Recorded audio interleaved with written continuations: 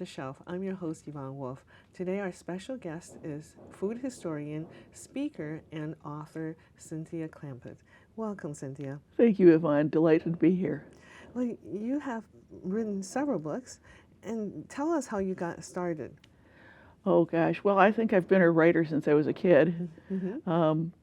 But it was after several years in the corporate world that I realized that I was not made for the corporate world. I really was supposed to be a writer, so I quit and started trying to find things to write about.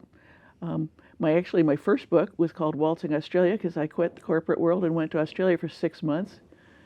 Covered about 20,000 miles and wrote about that. I saw that in your online. Your exactly. Website. And so that got me into educational publishing because they needed somebody who knew geography. And so it's from there, just kept writing. Yeah, geography is a very sought after skill. Exactly. And I love it. I mean, to me, I tell people, it's like, just think of it as travel. It's like if you get to the point where you're telling people where they can go, geography then becomes travel. Oh, I think it's almost, for me, it was always the other way around. Yeah. I got better at geography when I traveled. Okay. So when I learned about where things are, where Absolutely. countries are. Wow, so that's quite a start down under. So your first book is Maize, but now the most recent publication is the Destination Heartland. That's correct. Tell us about how you got into food history. Well, it's one of those things where the more you travel, the more you realize that food is pretty much the center of culture, the center of people's lives. I did grow up in a very foodie family. My dad was from Florida, so I grew up knowing about, particularly Cuban food because he was in Tampa area, but he'd also been in North Africa during World War II. Wow. So a huge amount of exposure to North African food, and then he was in Abadan, Iran, and in Israel. So it's like, growing up, it was always, every time he'd come home from the office, I've heard about a new restaurant. So, and then my mom's mother had college degrees in food science and home economics. So very, very strong food orientation. And then because I love history, as you start to notice how history, and I mean, basically it's like, if you think about it, Columbus, why did Columbus sail? Because the spices were hard to get, so it's expensive. And you start thinking, okay, there's some reason that people are doing this. Plus, of course, how did we end up with a Greek town in Chicago? How did we end up with the existence of Italian beef? So history just, to me, as you start looking at food, if you pay attention to it, history kind of just sort of recommends itself. And I can't imagine your father at that time could find North African food around here. I know. Right? Yeah. Well, I mean, a lot of it he would just cook himself. Because you couldn't find everything back then. But Greek town and Chinatown, Chicago is the second oldest Chinatown in the country. That's correct. And that goes back to the 1800s. So there's always been that possibility. So anyway, it was fun. Well, I read that you're also a Rhodes Scholar, part of the Speakers Bureau for the Illinois Humanities. That's correct. So can you tell us how you became selected? Yeah. Well, it's an interesting process. I mean, first of all, it's one of those things where somebody will just suggest to you, it's like, okay, this is the type of program we like, why don't you apply? It's an honor, though. And then you apply. Well, yes, you apply, and it's a very strenuous application process.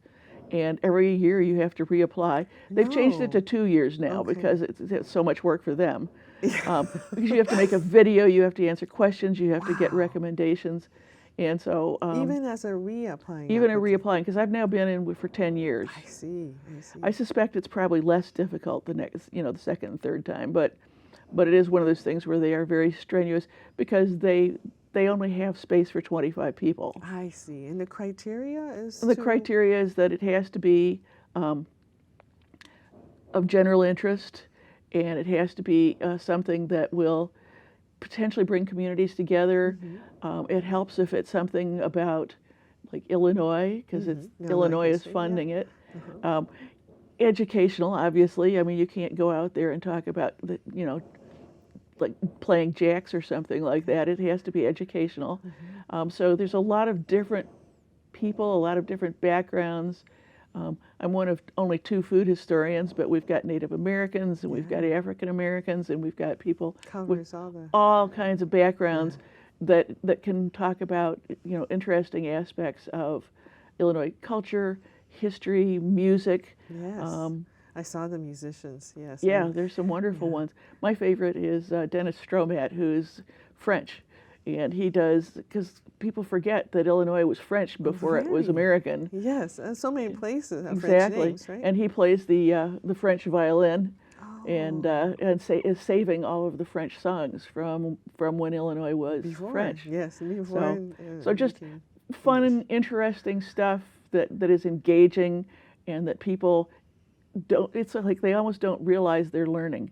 That's Because right. That's they're right. if they're having so much fun, they don't go, oh man, this is like going to school. Yeah, lecture. So Well, I definitely see that in Illinois has so many in different industries, right, that Exactly. we are always discovering something new. Absolutely. Like what we'll find in Destination Heartland. Yes.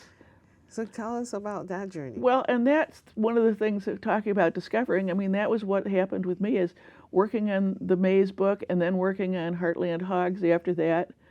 Because it's not hard to go from Maize to Heartland Hogs, because that's like the #1 and #2 thing the Midwest produces.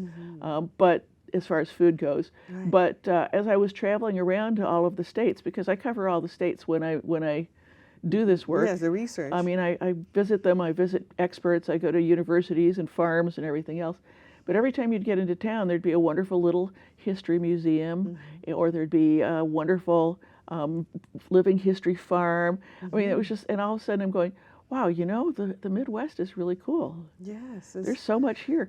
I mean, Put a- people just don't, I mean, for instance, I love the fact, I mean, people think like the Wild West, they tend to think of Arizona, but both Wyatt Earp and Wild Bill Hickok were born in Illinois. No way. And then- so it's like the yeah, more, so where did they come from? yeah, right? the more you travel, the more you're going, wow, there is so much cool stuff here, Yes. Well, in my and Yeah. so much beyond corn and pigs hogs. and Yes. it's just there's just such fascinating history here, and so much beauty. And I mean, it's one of the things I always like to tell people. It's like, I've actually been to 37 countries on 6 continents. So it's not that I don't know any better. The Midwest really is that cool. Yes, that's fascinating. And you put a lot of miles on Oh. your shoes and your And car. my car, exactly, Yeah. exactly. And you went. So how do we define the Midwest? Because this past summer, my husband and I, we took a road trip all the way to Cheyenne, and they said, well, that's pretty much the edge of the Midwest, because beyond that is the frontier, is the cowboy culture. Certainly, and that's still, I mean, what I've done is I have taken what the U.S. government calls the Midwest. When they do a census every 10 years, Okay. there is a specific region that is the Midwest, and that is from, basically from Ohio to Kansas, Yes. that chunk. There's 12 states. It includes North and South Dakota. latitude So and it's just longitude. basically those 12 states. And of course, there's always been some debate as to what qualified as the Midwest, because it's like, well, Chicago's a big city. Should that count as the Midwest? And I've had people tell me, oh, well, you can't include the places in the Great Plains. And I said, well, you actually have to include the places in the Great Plains, because Kansas and Nebraska were the first places called the Midwest. And the reason is because From the east. we were the Northwest Territory. Illinois, Ohio and Michigan and Illinois and Northwest. Indiana and Wisconsin. That's the Northwest Territory. And then you had the Southwest Territory, which was owned by Mexico. And the area between the Northwest and the Southwest That's was what the I meant. Middle West, and that was Kansas and Nebraska.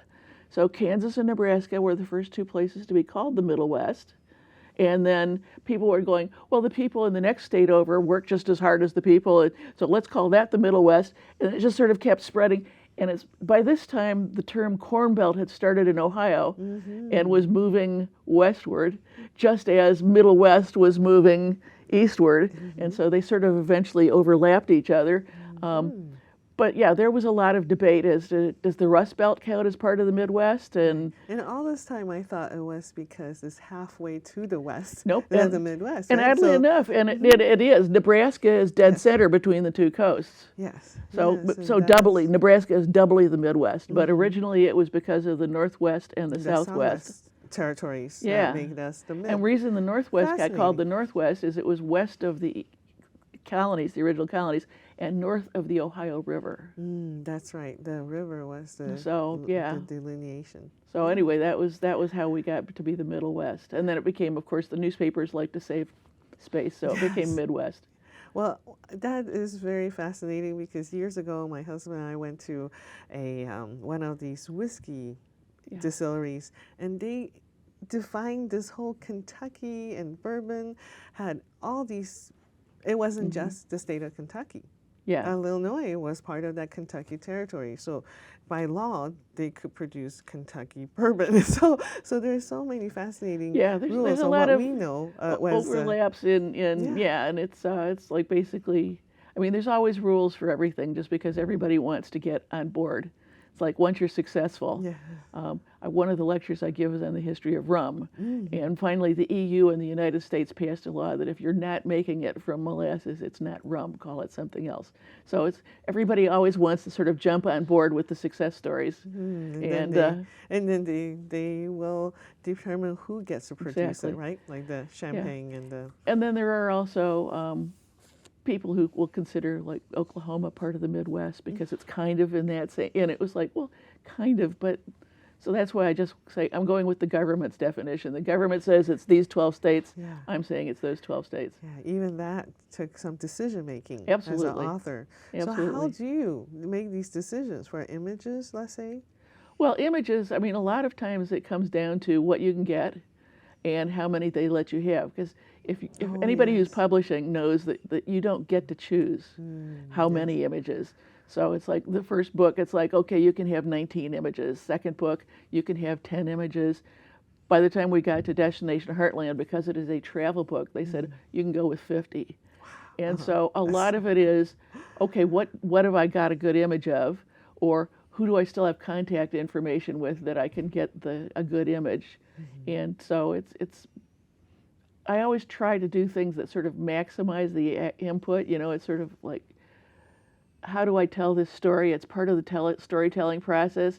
How are people going to understand what this looked like? I can talk about it's being tall and it's being wet. And it's a map would be so much faster. For example, just the Midwest question. So then, so did your publisher help you with organizing this book? No. Or did the University of Illinois is pretty much just like, go ahead, you write it and send it to us. And I mean, they'll make little comments like the editor says, oh, you know, did you mention this person? And so sometimes they'll make suggestions, but on the whole, they will ask you to reorganize it if they don't like it, but they will not tell you what to do. I see. Well, that's because you're the expert. Yes, that's a you know, you need to know exactly for an author. And your what kind of responses have you received? Or well, it's been lots of fun. It's been very gratifying. And like I said, one of the high points of this last week was I'm reading a history book by an author I really admire, and he actually has a footnote to my book. So it was like, woo, somebody else is reading it. But I think basically the biggest response is people are amazed that history can be interesting. That's right. People tend to think of it as being, and not only interesting, but attached to our lives. A lot of people think of history as just being dead generals and wars. And that's, to be honest, that's a lot of what we teach in schools. But there's so many fun stories in history. There's so many. One of my favorite examples right now of how fast the Midwest grew is, I actually included it in the Destination Heartland book, but that is almost nobody thinks of, of more than, was it The Little House on the Prairie? Yes. When they think of the frontier. Yes. And if you think modern America, Frank Lloyd Wright could frequently come to mind because he kind of started modern architecture, and yet he was inspired the by Wilders. Well, the Wilders Wilder was only 4 months older than Frank Lloyd Wright, so it's 4 months between the frontier and the Laura Ingalls Wilder. That's it. I couldn't remember her first name, but Laura Ingalls Wilder and Frank Lloyd Wright is only 4 months difference. Wow. They were both born in Wisconsin, and of course the Wilders followed the frontier, so they stayed kind of rugged for a while. But it's one of those things. That's how fast the Midwest grew. Is we just exploded into existence, And people are amazed by that. And people are amazed by, I mean, one of the factoids I love that I include in my corn lecture and mention in the corn book as well is that, since you mentioned Kentucky and bourbon, Peoria used to be the whiskey capital of the world. Mm-hmm. Peoria made so much whiskey Uh-huh. in the mid-1800s that the taxes, I mean, 186,000 gallons a day. They made so much whiskey that taxes on Peoria whiskey were 50% of the federal budget. No way. Yeah. So that's the kind of thing where people are going, really? But that explains why Peoria seemed to be there's 3 universities or colleges there, right? Yeah. And we often wonder what happened or what was it before, right? It was very wealthy. It was very wealthy. Peoria, So, yeah. and it's right on the river. The Mississippi River is a huge part of Midwestern history. But so is water. I always say it's like basically people tend to think of us as flat land, but it's like we own big water. Right. I mean, the Great Lakes are 20% of all the fresh water on the planet. And then you've got the Mississippi, which is an Ojibwa word for big water. So it's one of those things, or big rivers. So it's one of those things where we've got so much going for us here. And, but it's just, the stories are just big. The stories are fun. The stories are astonishing. I think it also takes a good storyteller, Cynthia, to bring out the history. Well, I think that's what I've heard from others that told me about your books, is that you're a wonderful storyteller. Oh, thank you. The book picks up a pace that's unusual for history books. Yes, well, and that's the thing, is I figure it's the old story of like, it's only a success if you can sell it. Mm-hmm. And that's true of history as well. It's like there's no reason for history to not be interesting. Mm-hmm. And I can remember once when I was still working in educational publishing, writing something about the Civil War, and somebody said, "This is actually moving." And I was like, "We killed 600,000 Americans. If you can't make that moving, then you need to find something to do other than writing." Right. You know, it's one of those things where it's like the story needs to be told well. Oh, yes, yes. Well, so what have you learned about writing in your, I mean, this is probably a very big question, but what have you learned about yourself as a writer? That I don't give up easily. There's a lot of information to organize. Yeah. I think that itself is daunting. Exactly. And I like basically I think everybody has one skill that they have that tops the other. And I like learning better than I like writing. I love writing, but I love the learning. I love the research. I love the going out and meeting people, especially in the Midwest. I mean, some of the nicest people in the world in some of these small towns, some of it is so much like the old days. I mean, I remember being in Arapahoe, Nebraska, and somebody coming up to me going, "Oh, you must be the young lady staying out at the Connor Ranch." And it was like, how did know? But because there's 1,000 people in the town, so they know who belongs there. Yes, that small town feeling. So yes. I've loved that learning. I love the experience. I love the getting out there and making discoveries and meeting, and even meeting scientists, you know. And I was working on the corn book. I would meet scientists and stuff, but the history books too, talking to the people who have huge amounts of background in each of the forms of history. And it's just, it's so much fun. So I've basically learned that I really like learning, and the writing is a discipline. The writing is just like, okay, now sit down. That's work. That's when the work begins. Yes. And that's actually one of the things I tell writers. There's a big problem nowadays with people copying things and pasting things and thinking that's writing. And I was like, no, if it's easy, you're not doing it right. It should be hard work, and copying and pasting doesn't constitute writing. Neither does AI.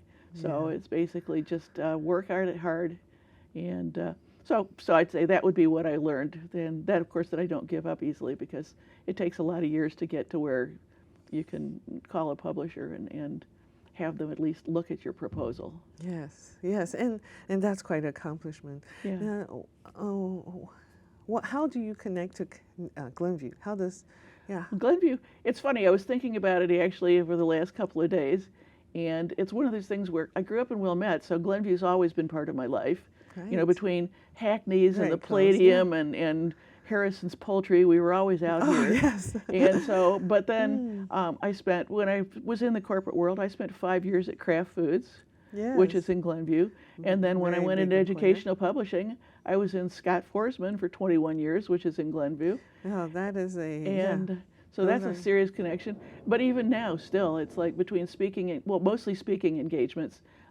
between the Glenview Library is a biggie for me because they've done all my programs. Right, that's And how I met you initially. Exactly, That was exactly. years ago when you spoke on But Mongolia. the first time I was in Village Hall was with the University Women's Group where I was lecturing. So there's all kinds of different connections, and so Glenview keeps, well, it's always gonna be close. But like I said, 21 years at Scott Foresman, I got to be very familiar with Oh, Glenview. that's a long stint. Yeah. So, what are some difficulties you didn't anticipate when you, let's say, started with this book on Destination Heartland? Well, I think the biggest one was COVID. Oh, it was. Yeah, I mean, it's one of those during things COVID. where I was just getting to the end of the book, and I had several other places. Fortunately, the places I really needed to visit were places that hadn't really shut down as much. But it's still limited. I mean, it's like there are 4 or 5 places that didn't make it into the book just because they were gone, you know, or closed, Yes. COVID, because And you the still book, had a deadline. the book was due July 1st of 2020. Right. Oh, And my. so it's like, So that was very close. so yeah, so that June, you know, May and June, I was basically doing, you know, Iowa and South Dakota and just getting to places that were more open or where I could at least convince them. It's like, I'll wear a mask, just let me in. Yes. And Or so you stand outside or something Stand like outside, that. so yeah. Wow, we had to be really change gears and Absolutely. work with new more obstacles. Absolutely. So that was the biggest my obstacle with this one. It was the deadline hitting right in the middle of the lockdown. Wow. So Well, that's going to be a memorable thing yeah. for you. Fortunately, I had I'd say probably 90% of the work done by then, you know, because it's one of those things, it takes a year and a half Definitely, yes. to do Yeah. all the research. I mean, Right. it takes a couple of years to get ready to start doing the road research. And then yeah, then you have to get out there. So it didn't really hurt the book, but it did make my travels a little bit dicier. Yes. And probably lost me a couple of destinations. But there's a chapter in there about how to make your own discoveries, so I'm certain people will be able to find Refer them those to places. that. Yeah. Yeah, but that's a lot of like I guess changing gears and Yeah. reorganizing how you're going Exactly. to end this project. Yeah. Exactly. So, okay, Cynthia, how does, now you talk a little bit about speaking, but how does being a speaker help you with writing? Well, it's interesting. They seem to be mutually helpful. Basically, the discipline of writing helps me create good stories for speaking, but then the getting out there and speaking helps me sell the books and sell the writing. It's like people, because I do a lot of magazine articles too, as you know, since I've interviewed you for a couple of them. But it's one of those things where the discipline is helpful for the speaking, and the speaking is helpful for getting people interested in your work. Do you feel the mechanics of writing, though, from speaking, maybe because speaking we use probably shorter sentences, and writing yeah, do you find that has helped you clarify your thoughts, or? Well, sometimes it does. Like that's what I meant by the discipline, because by the time I have the idea settled in the book, then I know what I want to say. But even when I'm doing a lecture that I don't have a book for, I still know how to write. And so it's one of those things, the skills from writing work very well. And I'm not sure that I'm everybody's favorite speaker, because I do talk in longer sentences, and I do talk in bigger ideas, and I can talk pretty fast. And so it's one of those things where I find that they go together pretty well. Like I said, the one is the discipline, and the other, I mean, they both take discipline, but everything you learn from writing helps you with the speaking. Cynthia, what do you enjoy the most about your work? Well, there's so many things to enjoy about it. I mean, obviously I enjoy the research. I love the going out and meeting people. I think that's what I like best about the speaking, is getting to talk to people.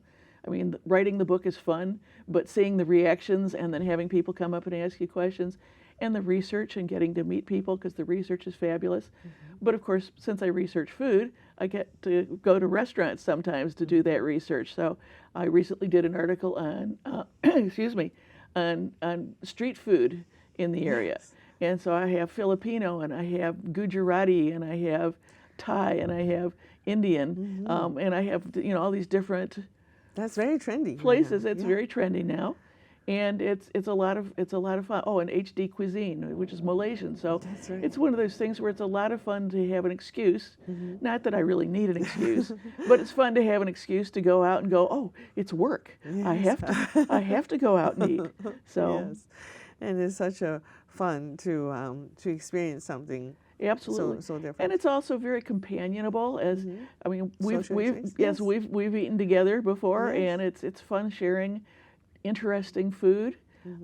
Just anyway, it's all fun. But I love that. If I had to pick one word, I say sharing. I share information. I share food. I share culture. I share, Yeah, so many stories. And on top of that, with your travels, these foods must remind you of your travels and very often. to so many Very countries. often. Yes, well, as you mentioned that you saw me do my Mongolia program, it's one of the reasons I love Mausoleil Mongolian in Glenview. That's another thing. Or no, it's actually Morton Grove. It's near Glenview. Very close. Just fabulous Mongolian food, but it's not the big tep pan that they have. A lot of places say Mongolian barbecue. That was actually invented in California. I see. It's not from Mongolia, so Mongolian food not tends to be authentic. big bowls of noodle soup and lots of dumplings Yeah, and homemade. That's and what all I'm homemade, so impressed exactly. with. Yeah. So it's fun. Well, thank you for bringing some a taste of food history to us. Absolutely. And thank you for watching. Join us next time on Off the Shelf.